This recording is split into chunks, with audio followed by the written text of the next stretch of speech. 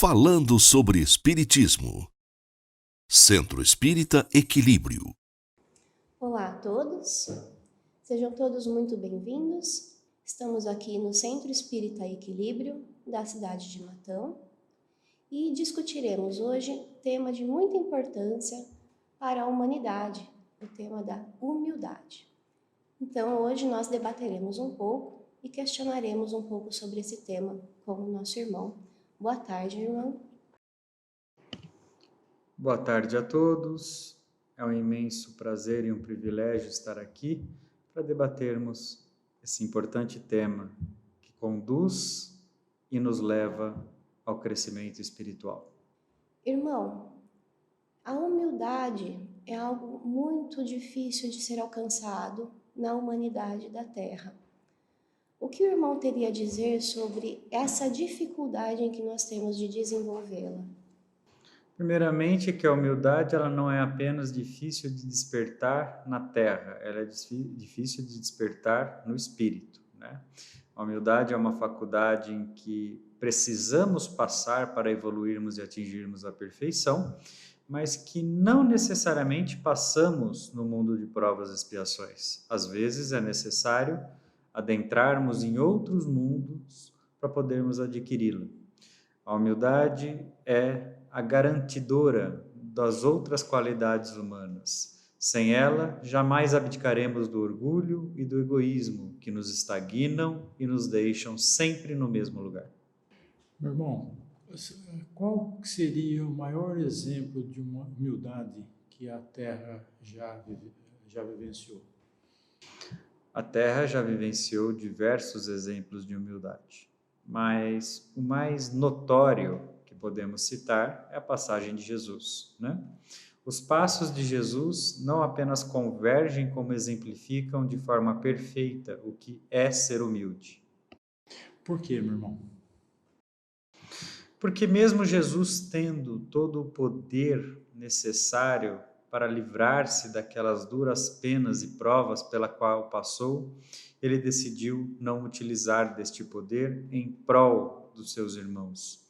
Mesmo Jesus sendo conhecedor de questões adiantadas em relação a todos que convivia, ele decidiu auxiliar, ajudar e exemplificar aos seus irmãos tudo aquilo que deveriam aprender.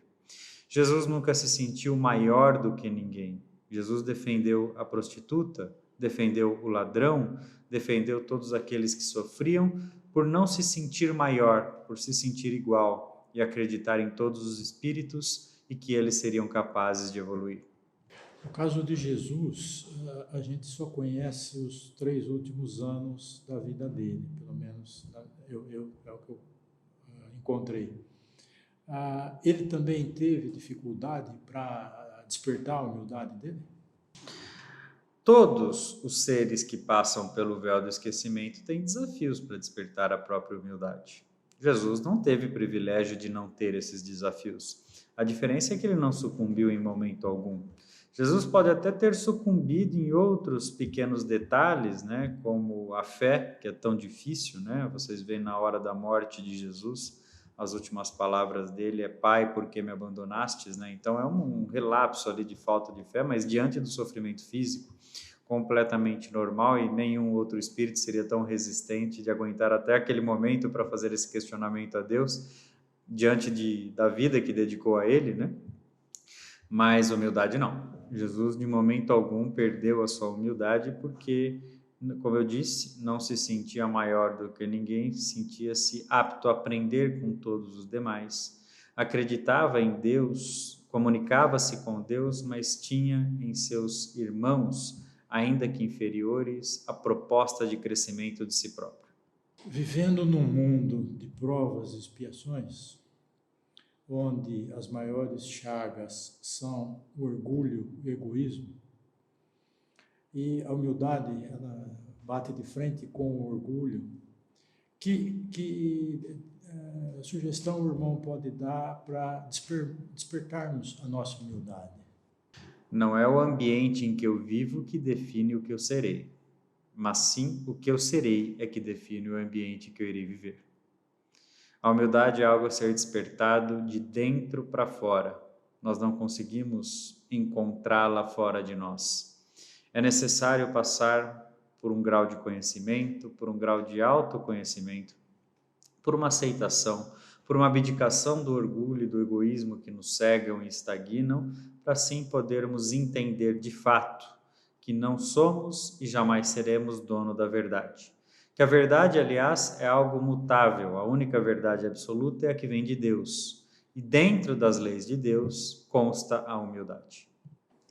Irmão, a humanidade atualmente está passando por uma crise de orgulho, de egoísmo, e isso dificulta muito o desenvolvimento da humildade. O que o irmão aconselharia aos irmãos da Terra fazerem para que desenvolvessem mais a sua humildade?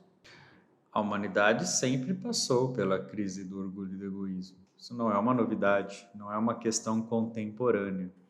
Pelo contrário, na atualidade, tendemos a ser as nossas melhores versões. Portanto, aqui estamos com menos orgulho e egoísmo do que tínhamos outrora. Apesar de agora ele ser mais debatido e mais combatido. O combate do orgulho e do egoísmo, ele tem que ser um combate coletivo, um combate árduo, diário, uma crise com a sua própria consciência, um questionamento com a sua própria consciência, para assim poder moldar os verdadeiros e corretos padrões de como deveremos seguir.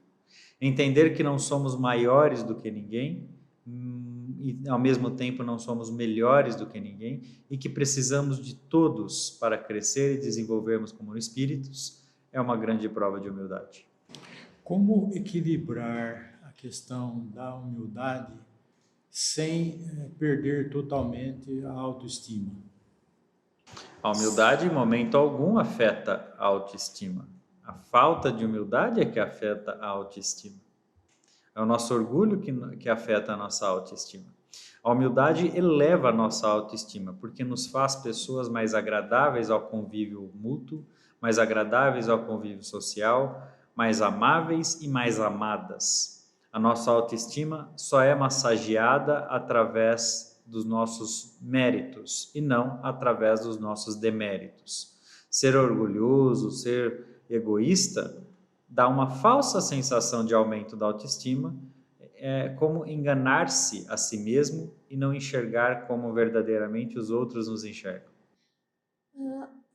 Nós sabemos que a única forma de ensinar é exemplificando. Como reconhecer uma ação de humildade para que nós possamos dessa forma reproduzir, irmão? A melhor forma de reconhecer a humildade é praticando-a. É lutando contra o orgulho e o egoísmo que habitam em todas as nossas ações. Ser humilde é não julgar os seus irmãos, é não julgar os ambientes, é não julgar todos aqueles que os cercam, é não sentir-se superiores a ponto de encontrar apenas os deméritos e defeitos no outro, é sentir-se compatível e igual diante das suas próprias qualidades, buscando transferi-las para os irmãos, buscando ensinar aquilo que eles não aprenderam e também aprender aquilo que eles têm a ensinar. Ninguém é tão ruim que não tenha algo a ensinar e nem tão bom que não tenha algo a aprender. Dessa forma, irmão, como que nós podemos combater a sensação de incapacidade? Pois ao tentar ter uma atitude humilde, muitas vezes temos o receio de sermos mal interpretados. O que fazer nesse caso? Aquele que veste o véu da verdadeira humildade não tem receio de nada. O receio que sentem em ser mal interpretados está forjado da falsa humildade, não propriamente da verdadeira.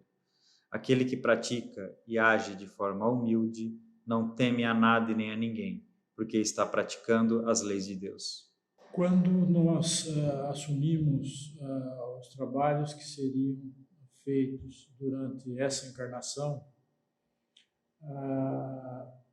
assumimos conduzir alguns trabalhos e a condução às vezes nos obriga a influenciar pessoas, Como influenciar essas pessoas sem perder a humildade? Jesus fez isso o tempo todo, né? O influenciar as pessoas necessita passar pela humildade. É diferente de gerenciar as pessoas, é diferente de amedrontar as pessoas, né? Existem diversas formas de gestão, diversas formas de liderança, diversas formas de condução humana. A humildade é a que mais funciona. Se você observar os grandes líderes mundiais, aqueles que realmente marcaram um ponto positivo na história, independente de qual seja a sua área, eles são movidos pela humildade. Aqueles que movem através do medo, da ameaça ou do gerenciamento impositivo tendem a não conseguir os seus objetivos. A humildade é o que gera a verdadeira comoção humana, porque ser humilde é enxergar no próximo aquilo que ele tem para oferecer e enxergar em si mesmo aquilo que você tem para absorver. No mundo com tantas limitações, isso não pode ser interpretado como uma fraqueza? A fraqueza está em não ser humilde. Bem-aventurados os humildes, pois eles sentarão no reino dos céus. Aqueles que não são humildes podem até sentir-se superiores na terra, mas estão fadados a vivenciar experiências de dor no plano espiritual, até que possam entender que não são absolutamente nada diante da criação divina. Entender a grandeza de Deus é tornar-se humilde por raciocínio. Entender a grandeza de Deus é transformar a humildade em uma lógica. Compreender que vivemos em um pequeno planeta, dentro de um pequeno universo, dentro de uma pequena galáxia, diante de imensos universos, diante de imensas pluralidades existenciais, que, como diria o nosso amado Chico Xavier na Terra, somos apenas ciscos de Deus. Este é um tema de grande complexidade para desenvolvermos, pois nós ainda não o temos em plenitude. O que o irmão poderia dizer para encerrar, então, ou para acrescentar ainda alguma coisa sobre o que nós estamos conversando, em auxílio aos irmãos que querem desenvolver a humildade, mas têm muita dificuldade? Querer desenvolver a humildade é o primeiro passo. Enxergar os seus defeitos e limitações, aceitá-los e procurar repará-los é o segundo. Enxergar a qualidade dos outros que o cercam, enxergar os seus defeitos e aceitá-los, enxergar as suas qualidades e aprender com elas é o terceiro. Entender que não importa o quão superior você pareça, você está vendo apenas a fotografia e não o filme todo. Entender que todos aqueles que convivemos vivem no mesmo plano, de mundo de provas e expiações. Portanto, não tem grandes discrepâncias do nosso processo de evolução. E tem muito a nos ensinar. Compreender que por mais que possamos ter bens a mais, conhecimento a mais, os valores são os mesmos e esses precisam ser compartilhados e trabalhados através dos preceitos que Jesus nos ensinou. Agradeço a Deus pela oportunidade, humildemente agradeço a vocês pela paciência. Fiquem com Deus. Falando sobre Espiritismo. Centro Espírita Equilíbrio.